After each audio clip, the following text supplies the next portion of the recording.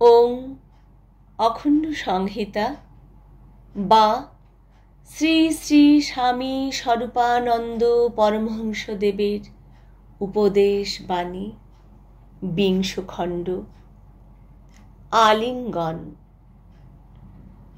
শ্রী শ্রী বাবামণি বলিলেন, আলিঙ্গন অতীব প্রগাঢ় আত্মীয়তা প্রকাশের একটা মুদ্রা বিশেষ।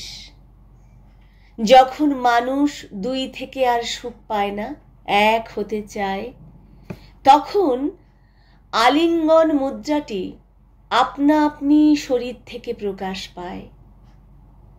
স্বাভাবিকভাবে যা প্রকাশ পায় তা তো অত্যুত্তম, কিন্তু অস্বাভাবিকভাবেও তো এর প্রকাশ হতে পারে। হরিনাম করতে করতে একজন লম্পট কোনো পুরুষ বা নারীকে পাপ বুদ্ধিতে আলিঙ্গন করল, এটাও তো অসম্ভব নয়। শিবাজি আর আফজল খাঁর আলিঙ্গন তো সত্যিকার আলিঙ্গন নয়, বরং চূড়ান্ত জিঘাংসা। শ্রী গৌরাঙ্গ মহাপ্রভু যার মুখে হরিনাম শুনেছেন তাকেই আলিঙ্গন দিয়েছেন, কিন্তু হরিনাম শুনে স্ত্রীলোককে আলিঙ্গন করতে উদ্যত হলে তার প্রিয় পরিকর কি তাকে বাধা দিয়ে বলেননি, প্রভু এ কি কাজ করছো? শ্রী গৌরাঙ্গ নিজেকে সামলে নিলেন।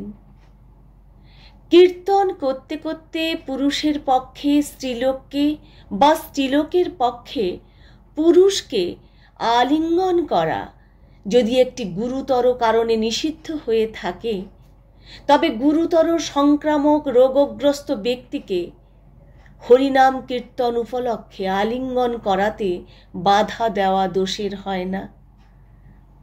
প্রথমোক্ত দিকের বাধাদান হচ্ছে মনের স্বাস্থ্যের দিকে তাকিয়ে, শেষোক্ত দিকের বাধাদান হচ্ছে দেহের স্বাস্থ্যের দিকে চেয়ে।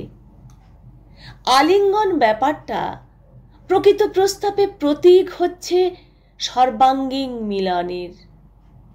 এই মিলন অনেক সময়ে মনের দিক থেকে সর্বাত্মক মিলনের সহায়তা করে বলেই আলিঙ্গন প্রচলিত এবং প্রশংসিত।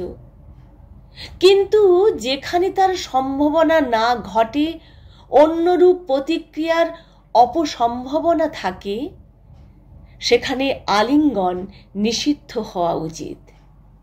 তবে কেবল বাইরে থেকে কে কার মনের খবর নেবে? যার যার মনের খবরদারি নিজেরই রাখা ভালো।